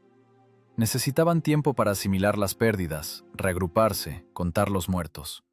Y mientras contaban, la tripulación de Kolovanov estaba sentada sobre el blindaje de su Klim Voroshilov, fumando un cigarrillo tras otro, intentando borrar de la memoria los gritos y las explosiones. Era soledad de la más alta calidad. 5 personas contra todo el mundo. No había comunicación con el regimiento. La antena fue cortada por una esquirla al principio del combate. No sabían qué pasaba en los flancos. ¿Habían roto el frente los alemanes por otro lado? ¿Seguía vivo Leningrado? ¿Existía aún su compañía, su batallón? ¿Quizás eran los últimos soldados soviéticos en esa línea? Ese pensamiento, frío y pegajoso, se colaba en la cabeza de cada uno, pero nadie lo expresaba. Sería una confesión de debilidad, y la debilidad ahora era inadmisible. Kolovanov miró el reloj. El vidrio estaba roto, las agujas quietas. El tiempo se detuvo para este lugar. Aquí, en el cruce de caminos bajo Voiskovitsy, quedó para siempre agosto del 41. Aquí quedó para siempre ese olor a quemado y sangre. Y ellos, 5 tanquistas, también dejaron aquí parte de sus almas. Se irán de aquí, si tienen suerte, pero nunca volverán a ser los mismos. Quien ha visto cómo se derrite el blindaje y cómo arde una persona, ya no puede mirar el mundo con los ojos de un civil. En su mirada se instaló para siempre ese vacío pesado y sombrío, la huella del abismo al que se asomaron y que se asomó a ellos. «Hay que informar», dijo Kolovanov tirando la colilla. «Hay que encontrar comunicación». Entendía que este combate no es solo una pelea, es un documento, es un hecho histórico que hay que registrar. Si no, nadie creerá. Si no, esos 200 cadáveres y 33 tanques serán solo un error estadístico de la guerra. Y no deben ser un error. Son el precio que pagó el enemigo por intentar pasar por esta tierra. Y ese precio había que presentarlo al cobro, presentarlo al Estado Mayor, al mando, a la historia. Pero por ahora estaban solos, 5 sombras sobre el blindaje de un gigante mutilado, en medio de un mar de fuego y muerte. Y en ese silencio, interrumpido por el crepitar de las máquinas consumiéndose, nacía no orgullo, sino una comprensión pesada y silenciosa. Hicieron su trabajo. Un trabajo terrible, sucio, necesario. Y mañana tendrán que hacerlo de nuevo, si llega el mañana. La guerra tiene 2 caras, una sucia, ahumada, con ojos locos y callos sangrantes, que mira al mundo a través de un periscopio agrietado. La segunda, bien afeitada, oliendo a colonia y tinta de imprenta, inclinada sobre un mapa en el refugio del Estado Mayor. Entre estas 2 caras hay un abismo difícil de superar incluso con el informe más honesto. El Estado Mayor es el reino del papel, las llamadas telefónicas y las flechas en los mapas. Aquí la muerte es una cifra en la columna bajas, y la victoria es el desplazamiento de la línea del frente 2 centímetros de mina de lápiz. Y cuando en este mundo de lógica de papel irrumpe la verdad de las trincheras, se produce un cortocircuito. Zinovy Kolovanov entró en el Estado Mayor del regimiento no como un héroe, sino como un fantasma. Su guerrera estaba rígida por el sudor seco y el aceite de máquina. Su cara era una máscara gris en la que solo blanqueaban los círculos alrededor de los ojos, marcas de las gafas del casco. Se tambaleaba. El suelo de tierra del refugio le parecía la cubierta de un barco en tormenta, efecto de la grave contusión y la vibración de horas del tanque. En el Estado Mayor había un ajetreo laboral. Sonaban los teléfonos de campaña, tecleaban las máquinas de escribir, los oficiales de operaciones trazaban esquemas intentando tapar los agujeros en la defensa, que cada hora eran más. La aparición del comandante de la tercera compañía provocó silencio. Lo miraban como a un hombre que volvió del otro mundo. Según todos los cálculos, los 5 tanques de Kolovanov debían haber ardido por la mañana. Los enviaron a taponar la ruptura de toda una división. Los enviaron al matadero para ganar un par de horas. Y él volvió. Y no solo volvió, sino que trajo un informe. Kolovanov se paró frente a la mesa del comandante del regimiento. Intentó ponerse firme, pero la espalda no se doblaba. Se llevó la mano al casco, que no se había quitado. Sin él casi no oía nada. En los oídos tenía un zumbido continuo. Camarada coronel, orden cumplida. Enemigo detenido. Columna de tanques destruida. El comandante del regimiento levantó hacia él unos ojos cansados, rojos de insomnio. Veía ante sí a un oficial agotado que, posiblemente, deliraba por la contusión. Informe las bajas del enemigo. Soltó secamente, preparándose para anotar la cifra 3 o 5. 33 tanques. La voz de Kolovanov era ronca, como el rechinar de metal. En total, la compañía destruyó 53 unidades, 33 por la tripulación de mi tanque. El lápiz en la mano del coronel se detuvo. En el refugio se hizo un silencio sepulcral. Los oficiales del Estado Mayor intercambiaron miradas. En sus caras se leía no admiración, sino escepticismo mezclado con lástima. ¿33? Es imposible. Es un delirio. Eso no pasa. Los reglamentos de la Wehrmacht y del Ejército Rojo, las características técnicas, el sentido común, todo hablaba contra esa cifra. Un tanque no puede destruir un batallón, es físicamente imposible. La munición, el tiempo de recarga, la probabilidad de impacto, el fuego de respuesta. La matemática de la guerra estaba contra Kolovanov. Está contuso, teniente primero, dijo suave pero firmemente el jefe del Estado Mayor. Necesita ir a la unidad sanitaria. Duerma, recupérese. Luego escribirá el informe. No hacen falta fantasías. Entendemos que el combate fue duro. Eso era más terrible que los proyectiles alemanes, la incredulidad, el muro burocrático contra el que se estrellaba la verdad. Kolovanov sintió cómo dentro hervía una rabia sorda. Acababa de salir del infierno, donde ardía el hierro y se derretía la piel, y aquí, en el silencio y la relativa seguridad, pesaban sus palabras en balanza de farmacéutico y las declaraban falsas. No estoy contuso. Kolovanov hablaba lento, separando las palabras. Informo un hecho. 33 esqueletos en la carretera cerca de Voiskovitsy. Pueden contarlos. La carretera está bloqueada. Los alemanes no pasarán. En su voz había tanta pesadez de plomo, tanta seguridad de hombre que ha visto la muerte a la cara, que el coronel vaciló. El papel aguantaba todo, pero los ojos de ese tanquista no mentían. En ellos estaba el reflejo de las cruces ardiendo en el blindaje alemán. Verificar. Soltó corto el comandante del regimiento. Jefe de inteligencia, tome un vehículo, cámara fotográfica. Kolovanov irá con ellos. Muestre sus trofeos. El viaje al lugar del combate fue una excursión al inframundo. El vehículo de los oficiales saltaba por los baches, acercándose al cruce. Cuanto más se acercaban, más claro era el olor a quemado. Y luego se abrió el panorama. Los oficiales del Estado Mayor salieron del coche y se quedaron helados. Estaban acostumbrados a ver la guerra en mapas, en forma de rombos azules y rojos. Aquí la guerra se presentó ante ellos en carne y hueso. Un cementerio gigante de técnica. Esqueletos negros y retorcidos de tanques alemanes se extendían por cientos de metros. Algunos aún humeaban, otros se enfriaron, convertidos en monumentos a su propia muerte. Torretas arrancadas, orugas rotas, chasis quemados hasta los cimientos. El jefe de inteligencia caminaba a lo largo de la columna, moviendo los labios. Contaba. 1, 2, 10, 20. Tropezaba con escombros, rodeaba cráteres, pero seguía contando. Llegó a la curva donde estaban las máquinas de cabeza y se volvió. Su cara estaba pálida. Miró a Kolovanov, que estaba junto a su KV picado por los proyectiles, fumando y mirando al vacío. La mirada del oficial de inteligencia cambió. Desapareció la arrogancia del oficinista.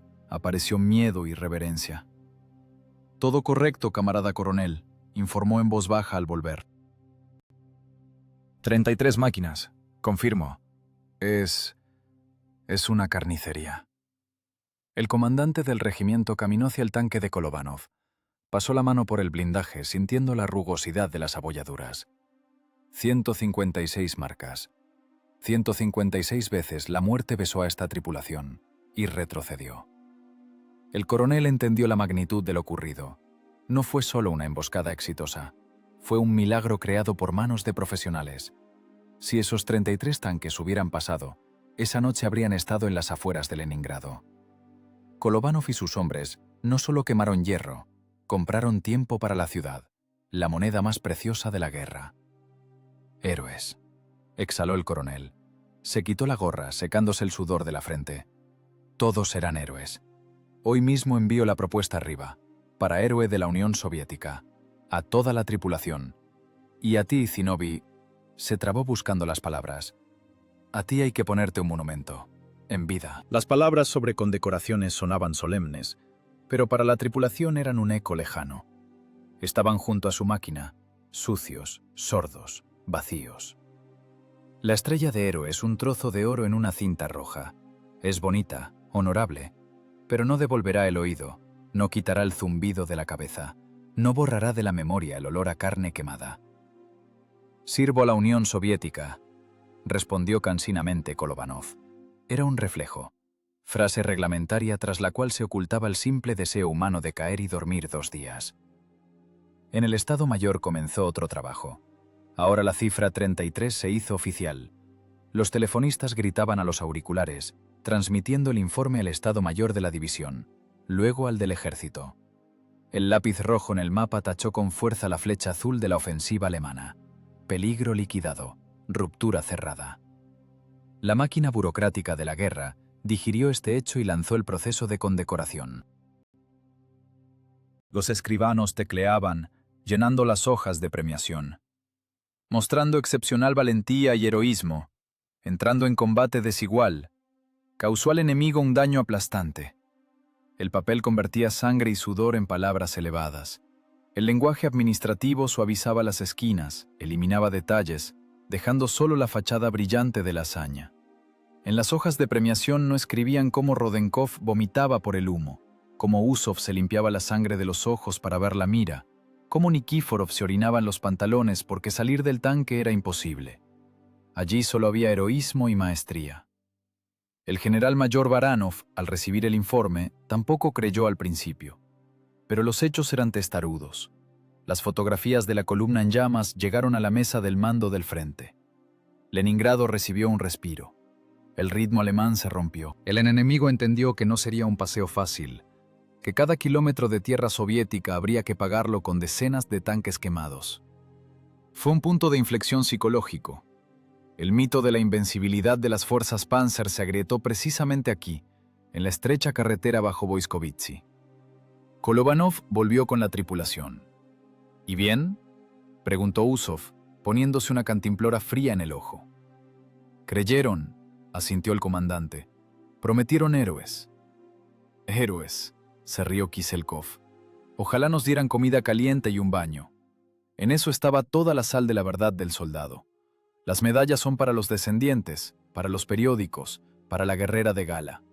Y ahora necesitaban simple calor humano. La guerra no terminó. La columna destruida fue solo un episodio. Mañana vendrán nuevos tanques, vendrá la aviación, vendrá la infantería. La burocracia registró el éxito, archivó la carpeta y exigió nuevos resultados. «Preparen la máquina», dijo Kolovanov mirando el bosque que oscurecía. «De noche pueden venir zapadores, dormir por turnos». El frente de papel estaba ganado. La hazaña fue reconocida, documentada, sellada. Pero el frente real, de hierro y sangre, no se había ido a ninguna parte. Estaba a 100 metros, oculto por la oscuridad, y respiraba odio. Y ningún papel, ninguna orden con sello podía proteger de un proyectil perforante que, posiblemente, ya estaba en la recámara del siguiente tanque alemán preparándose para el disparo. La gloria en la guerra vive exactamente hasta el siguiente ataque de artillería. En los estados mayores aún terminaban de escribir las hojas de premiación.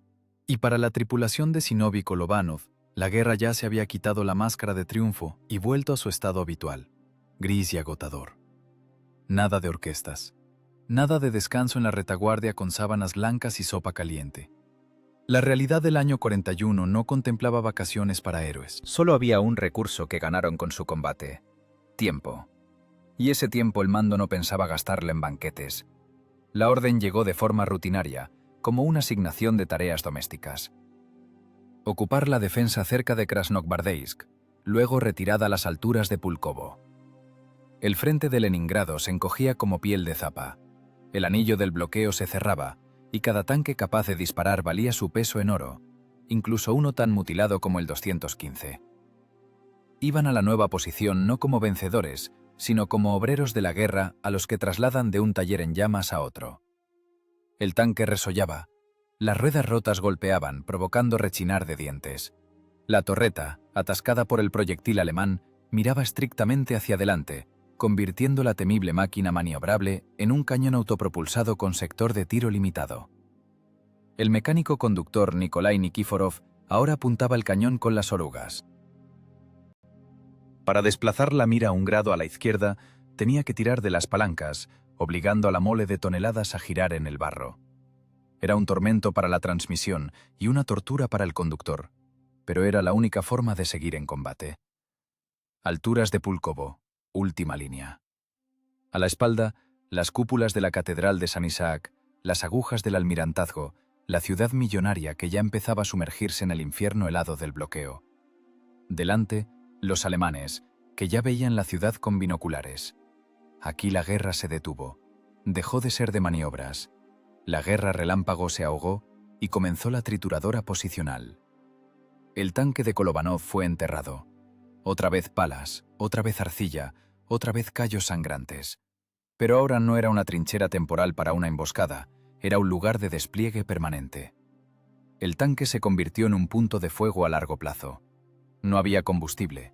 El diésel se convirtió en la sangre de la ciudad y se guardaba para generadores y camiones de pan. A los tanques les recortaron la ración, apagaron los motores. Ahora el calor se iba de las cajas de acero. El otoño del 41 fue temprano, húmedo, penetrante. El metal del chasis, que en agosto ardía a 50 grados, ahora extraía de los hombres el último calor. El tanque se convirtió en nevera. Las paredes se cubrían de escarcha. La condensación goteaba del techo, convirtiendo el suelo del compartimento de combate en un charco helado. Comenzó la rutina, la palabra más terrible en la guerra. La hazaña es un destello, un instante en el que actúas al límite. La rutina es una supervivencia infinita y viscosa que muele la psique más lento, pero más seguro que el miedo. Los días se fundían en una franja gris. Levantarse en la oscuridad, desayuno escaso, ración de pan que cada día era más pequeña y con más sabor a arcilla. Agua hirviendo con olor a metal. Observación. Los alemanes estaban cerca. Sus trincheras cortaban las laderas de las colinas. Los duelos de francotiradores se volvieron norma. Los observadores alemanes vigilaban el tanque las 24 horas. Bastaba que alguien de la tripulación asomara por la escotilla para tragar aire fresco o tirar una vaina para que sonara un chasquido y la bala rebotara con un chillido en el blindaje. Vivían en una cárcel de acero. Iban al baño en una vaina de proyectil porque salir significaba la muerte. Dormían amontonados, pegados unos a otros para calentarse, cubriéndose con chaquetones aceitosos. El olor a cuerpos sin lavar, cloro, aceite de armas y tabaco barato se convirtió en la atmósfera de su existencia. El heroísmo de los 33 tanques destruidos se disolvió en esta cotidianidad. Aquí, en las alturas de Pulkovo, cada día alguien cometía una hazaña y cada día alguien moría. La muerte perdió dramatismo, se volvió estadística. Mataron al artillero de la compañía vecina cuando fue por agua. Hirieron con una esquirla de mina al radiooperador que tiraba cable al tanque de Kolovanov. Eran simples hechos que se registraban en el diario de operaciones. Nadie se mesaba los cabellos. Las emociones se atrofiaron. Quedó solo una rabia cansada y el deseo de vivir hasta la noche. Kolovanov miraba a sus hombres y veía cómo la guerra se los comía vivos. Andrei Usov, francotirador artillero, se demacró. La piel gris se pegó a los pómulos. Sus ojos, que antes ardían de emoción, se apagaron. Pasaba horas sentado ante la mira, escudriñando la niebla gris, esperando movimiento. Nikolai Rodenkov, el gigante cargador, empezó a toser. Una tos pesada y ladradora sacudía su pecho. La humedad del tanque hacía su trabajo. Pero no se quejaba. No pedía ir a la unidad sanitaria. Allí, en la retaguardia, no se estaba mejor. Aquí al menos había blindaje. A veces comenzaba el bombardeo de artillería. Los alemanes metódicamente, por cuadrantes, araban la altura con calibres pesados. La tierra alrededor del tanque se convirtió en paisaje lunar, cráter sobre cráter. La metralla golpeaba el blindaje como granizo sobre techo de chapa. Clin, bam, estruendo. Dentro del tanque cada golpe resonaba con dolor en los oídos, pero ni siquiera se inmutaban. Se acostumbraron. El tanque se convirtió en su caparazón, su segunda piel. Se fundieron con la máquina. Conocían cada sonido, cada chirrido. Sabían que si el proyectil caía cerca, el tanque se balancearía como un bote en una ola. Si era impacto directo, habría tintineo. Si perforaba, en eso no pensaban. Cuidaban la munición. Cada disparo, solo a objetivo confirmado. Ahora no había el lujo de gastar doble dotación en media hora. Los proyectiles llegaban rara vez, de noche, en trineos o arrastras, porque los camiones se atascaban o explotaban. Rodenkov recibía esos proyectiles como un don sagrado. Los limpiaba con un trapo, los colocaba en el estante hablando con ellos. Eran sus únicos argumentos en la discusión con el enemigo. El bloqueo apretó la garganta con el hambre. Primero desapareció la carne enlatada, luego el azúcar. Luego redujeron la norma de pan. La tripulación del tanque recibía la ración del frente, pero incluso esa era tal que el estómago se contraía constantemente en espasmo de hambre. Los pensamientos sobre comida desplazaron los pensamientos sobre mujeres, casa, futuro. Soñaban con pan, caliente, negro, con corteza crujiente. Al despertar masticaban pan seco, mojándolo en agua hirviendo, e intentaban engañar al organismo. Apretaban los cinturones en nuevos agujeros. Las guerreras colgaban como sacos. Pero la fuerza de espíritu es algo extraño. Cuanto más delgados se volvían los cuerpos, más duro se volvía el carácter. Lo superfluo caía. Quedaba solo el esqueleto de voluntad y odio. Kolovanov entendía. Esto va para largo. No es una escaramuza corta. Es una guerra de desgaste. ¿Quién aguanta más? ¿Quién soporta más? El tanque KV-1, orgullo de la construcción de tanques soviética, creado para rupturas y asaltos profundos, estaba inmóvil, cubierto de nieve, convertido en un montón de nieve de acero. Pero ese montón estaba vivo. Dentro latían 5 corazones. Dentro ardía la tenue bombilla de la iluminación de la mira. Y la boca del cañón miraba al oeste, sin parpadear. Zinovy Grigorievich escribía cartas, raras, cortas. Vivo, sano, golpeamos a los fascistas. No escribía que al mecánico se le pudrían los pies por la humedad. No escribía que por el hambre le daba vueltas la cabeza. No escribía que los 33 tanques quemados parecían ahora un sueño de otra vida. En casa debían saber que todo estaba normal, que el frente aguantaba. Esa mentira piadosa era parte de su deber. Eran atlantes que sostenían el cielo sobre Leningrado, y a los atlantes no se les permite quejarse del peso de la carga. A veces llegaban comisarios políticos o corresponsales. Buscaban héroes. Querían oír historias bonitas sobre aquel combate bajo Boiskovitzy. Kolovanov respondía con monosílabos, secamente. No quería remover el pasado. ¿Qué importa aquel combate si el enemigo sigue aquí? Si ve con binoculares a soldados alemanes fumando y riendo.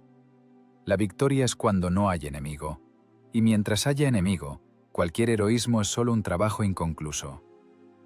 El invierno imponía sus derechos. El blindaje se congeló por completo. Tocar el metal con la mano desnuda significaba quemadura. El tanque se cubrió de una costra de hielo.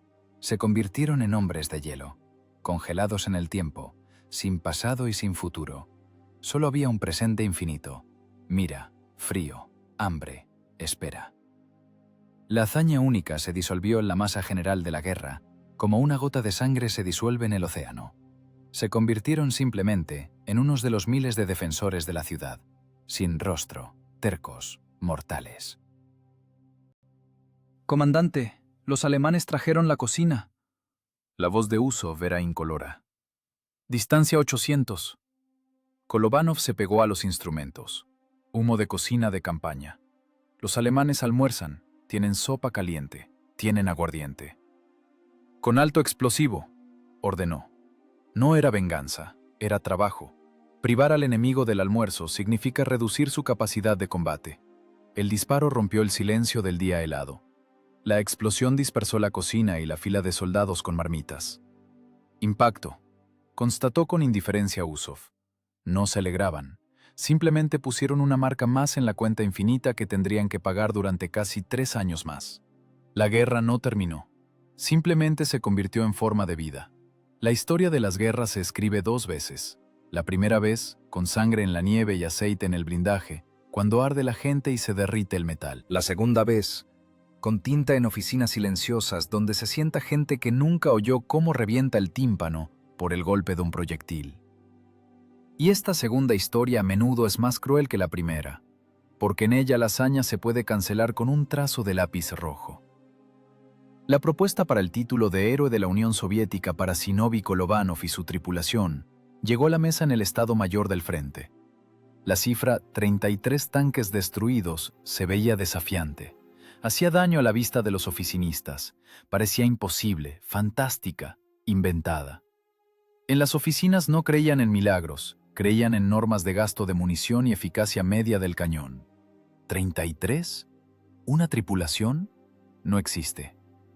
Alguien allá arriba decidió que tal cifra en la hoja de premiación era un error, o peor, una mentira descarada para levantar la moral.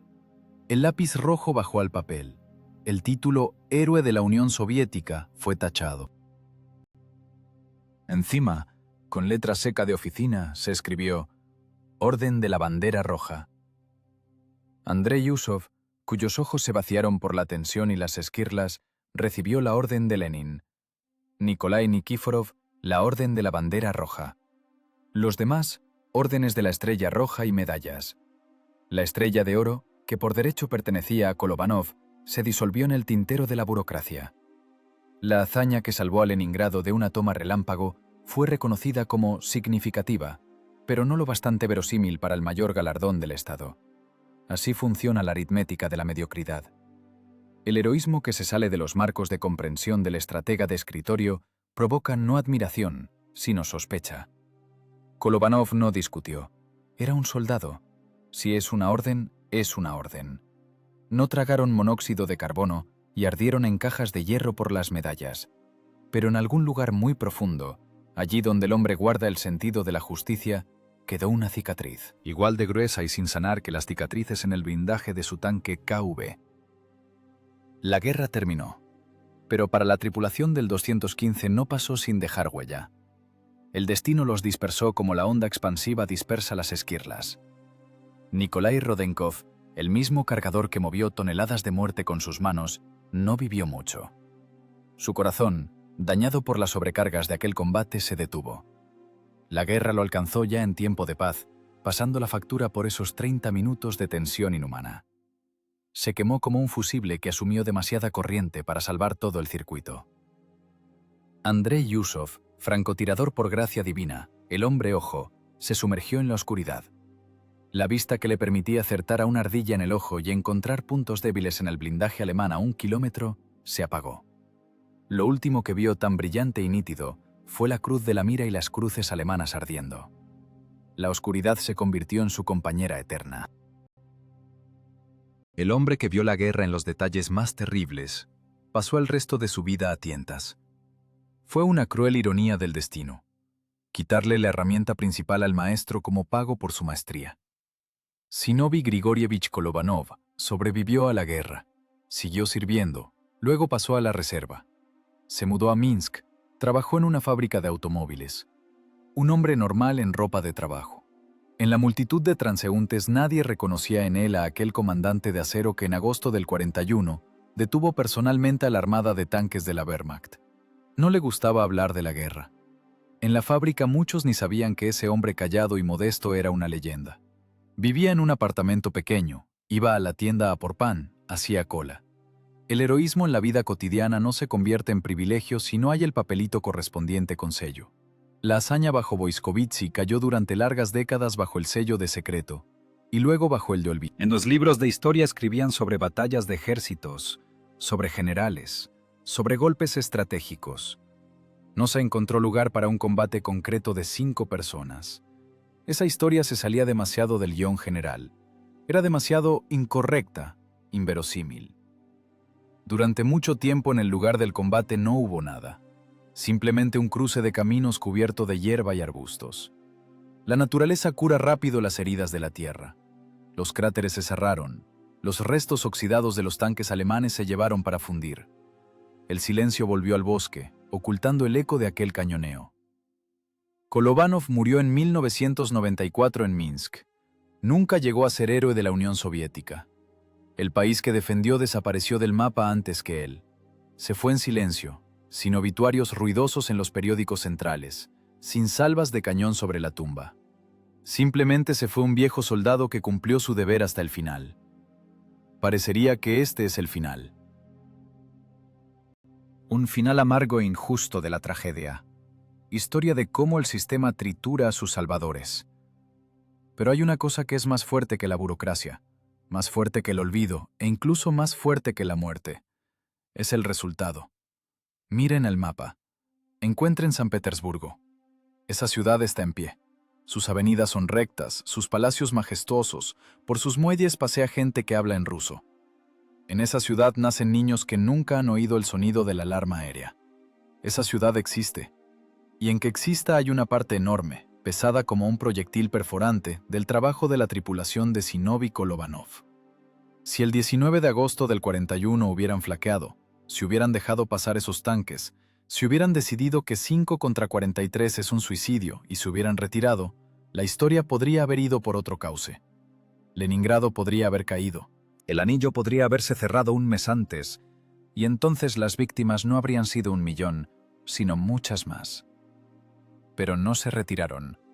Se aferraron a la tierra con las orugas y sostuvieron el cielo sobre la ciudad exactamente el tiempo que hizo falta. Su premio no es una estrella dorada en la solapa de la chaqueta. Su premio son millones de vidas que continuaron. Son generaciones que crecieron. Es la piedra de los adoquines que no pisaron las botas de los ocupantes. El monumento a Kolobánov no es un busto de bronce en la plaza.